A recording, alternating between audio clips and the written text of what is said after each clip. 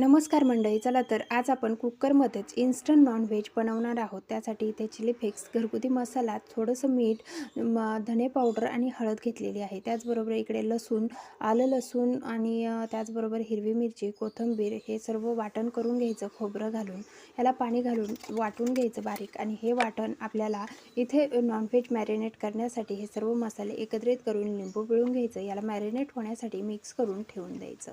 आता याला 1 तासासाठी आपण मॅरिनेट करणार आहोत. तोपर्यंत इकडे कांदा घ्यायचा, टमॅटो घ्यायचा, त्याचबरोबर आलं लसूण पेस्ट, जो चिकन नॉनव्हेज मसाला कोणताही मसाला तुम्ही इथे यूज करू शकता तो घ्यायचा.